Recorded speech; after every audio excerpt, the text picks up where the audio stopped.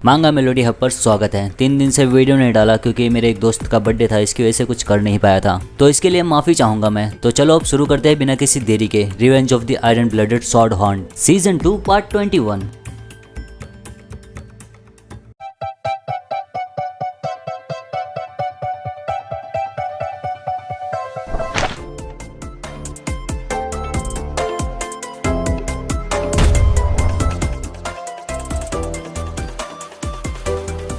तो हमने देखा था वैकिर निशाना लगा दिया रहता है प्रोफेसर सैडी के ऊपर और अपनी तीर को छोड़ दिया रहता है। प्रोफेसर सैडी के गोलम को छूकर वो जाता है, तीर प्रोफेसर सैडी की आंखों में ही जाकर घुस जाता है। वो वैकिर बोलता है, ओ मैं तो गोलम को मारने की कोशिश कर रहा था, मेरा तीर वहां कैसे गया? क्या आप ठीक हो प्रोफेसर सैडी? प्रोफेसर सैडी वैकिर को गुस्से से देखती है, उसके बाद वो दर्द से चिल्लाती है और उसके चिल्लाने का आवाज प्रोफेसर बेंसी मॉर्ग के कानों में जाता है। वो घबरा जाता है कि सैडी ने इस बार स्टूडेंट्स के साथ क्या कर दिया जो स्टूडेंट्स इतना चिल्ला रहे हैं। बोलता है चिल्लाने की आवाज, अब ये नहीं कहना वो पागल औरत स्टूडेंट्स को इस तरह से मार रही है। वहाँ के स्टूडेंट्स को देखते हैं, वो प्रोफेसर सैडी को देखकर पूरी तरह चौंके हुए रहते हैं और उसी समय प्रोफेसर बेंसी दरवाजा खोलकर आता है यहाँ पर देखने के लिए क्या हुआ है। चिल्लाकर कहता है, प्रोफेसर सैडी ये दरवाजा क्यों बंद है? क्या तुम स्टूडेंट्स के साथ फिर से इस तरह से सलूक कर रही हो? और बेंसी मॉर्ग के साथ रहते हैं डॉलर्स, टूडोर, बियांका। चारों जन देखते हैं तो प्रोफेसर सैडी घुटने पर है और उसकी आंखों में तीर घुसा हुआ है। चारों को कुछ भी समझता नहीं है। बेंसी मॉर्ग सोचता है वो प्रोफेसर सैडी है जिनका खून बह रहा है, आखिर में यहाँ हो क्या रहा है? टूडोर का नजर जाता है सैंचो, पिगी और सिंक्लेयर पर, चौंक जाता है। हाँ, तेजी से भागकर जाता है उनके पास, दोस्तों। उसके बाद बेंसी मॉर्ग के बगल से वैकिर गुजरता रहता है। बेंसी मॉर्ग पूछता है क्या हुआ था? वैकिर बोलता है मेरे एग्जाम के समय मैं चौंक गया था जब गोलम उस पे हमला किया था, तो मैंने तीर मारा और वो तीर गोलम पर लगकर चला गया प्रोफेसर सैडी की आंखों में। बेंसी मॉर्ग सोचता है मैंने ये तो देखा है प्रोफेसर सैडी ने कई स्टूडेंट्स को चोट पहुंचाई है, लेकिन ये मेरा पहली बार है देखना प्रोफेसर सैडी को ही चोट पहुंचा है और वो प्रोफेसर सैडी है। क्या ये कर्मा है? और उसके बाद वैकिर के पॉइंट्स का कैलकुलेशन होता है और वैकिर को मिले हैं टोटल 11 पॉइंट। फिर डॉलर्स जाकर पिगी, सैंचो, सिंक्लेयर को हील करने लगती है। उनका जख्म देखकर डॉलर्स खुद हैरान रहती है। सिंक्लेयर को अंदर से चोट पहुंचा है, माना काउंटर फ्लो की वजह से। सैंचो के पूरे शरीर पे खरोच है और पिगी का पूरा जबड़ा टूट गया है। ये जख्म कोई ऐसे जख्म नहीं है जो स्टूडेंट्स को एग्जाम के समय लगे। टूडोर डॉलर्स से पूछता है सीनियर डॉलर्स क्या ये लोग ठीक हैं? डॉलर्स बोलती हैं क्योंकि तुमने मुझे यहाँ जल्दी बुलाया तो इन लोगों को बिना किसी इफेक्ट के जल्दी से ठीक हो जाना चाहिए। उसके बाद डॉलर्स जाती है प्रोफेसर सैडी की तरफ उसे हील करने के लिए, मगर वो ये करना नहीं चाहती, ये तो उसे देखकर ही पता चल रहा है। सैडी के पास जाकर बोलती है प्रोफेसर सैडी अपने जख्म प्लीज मुझे दिखाओ, जब आपके जख्म ठीक हो जाएंगे तब मैं डिसिप्लिनरी मीटिंग का रिक्वेस्ट करूंगी स्टूडेंट्स के साथ गलत व्यवहार करने के लिए स्टूडेंट्स के साथ। प्रोफेसर सैडी बोलती है क्या तू साइंटिस्ट है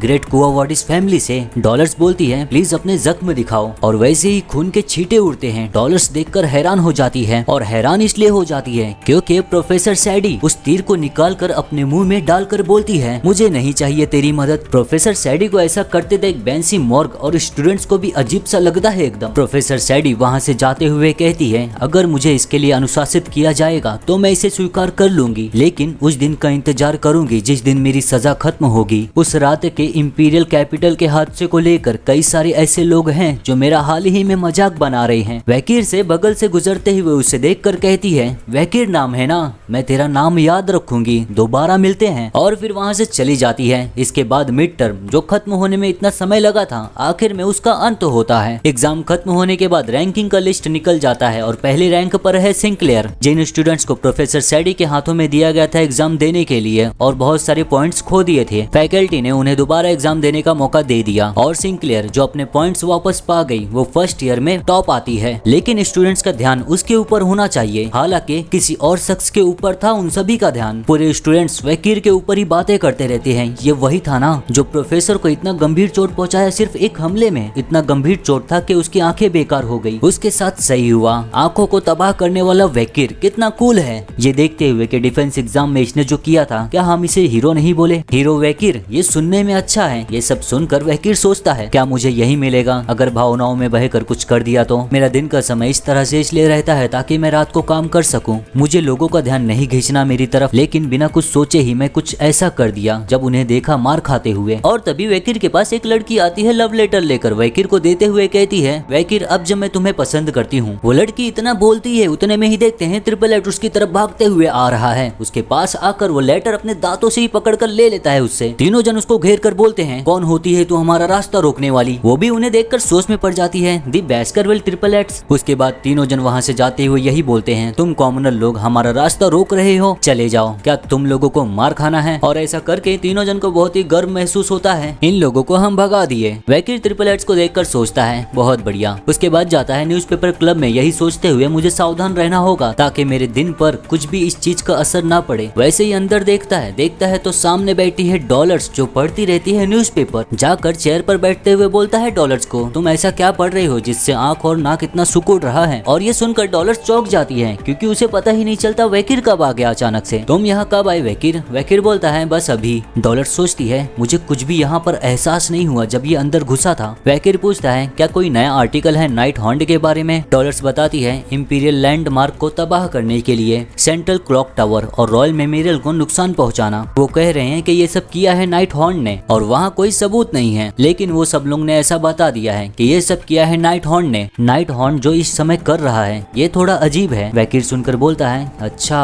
सोचता है, ये सच कि कोई मुझ पर विश्वास करता है, जितना मैंने सोचा था ये उससे ज्यादा आराम देता है। न्यूज़पेपर में पढ़ते हुए सोचता है, क्लॉक टावर एक बिल्डिंग है जो शांति का प्रतीक है, एक आदेश उन लोगों के लिए जो इंपीरियल कैपिटल में रह रही हैं कि दिन में एक बार देखो। ये देखकर के सिटी के लैंडमार्क को तबाह कर दिया। हो सकता है उन लोगों के मन में समाज को लेकर बहुत बुरी भावना हो सकता है ये शख्स उस हिसाब से नहीं चल रहा है जैसा दूसरे चल रहे हैं। और रॉयल मेमोरियल, कल जो मुझे जानकारी मिला था सिंडी विंडी से, उसमें यह था कि उसके इन्फॉर्मेंट्स के कॉन्टेक्ट कट कर दिए गए, जिससे शक होता है इन बहरूपियों को हटाना होगा मुझे। क्या मैं जाऊं जांच पड़ताल करने के लिए? यही सोचता ही है और रात होने पर निकल भी जाता है नाइट हॉन्ट का कपड़ा पहनकर। देखकर बोलता है, दी रॉयल मेमोरियल एक ऐसा कब्रिस्तान है जहाँ इंपीरियल्स के हीरोज रहते हैं। सोचा जाए तो 9th क्रॉप्स डांटेलियन वो भी छुपा रहता था इंडलजेंटिया ऑर्फनेज के करीब ही। जब मैं इसकी जांच करूंगा तो ये मैं पक्का कर लूंगा कि ये एक संयोग है कि नहीं। जांच पड़ताल करने के लिए वहाँ से आगे बढ़ता है सब कुछ देखने के लिए। फिर एक जगह बैठकर बोलता है, मैं तुरंत ही ढूंढ सकता हूँ सिंडी विंडी के इन्फॉर्मेंट्स गायब क्यों हो गए। और फिर उसका नजर जाता है ज़ॉम्बीज पर। Risk rating C।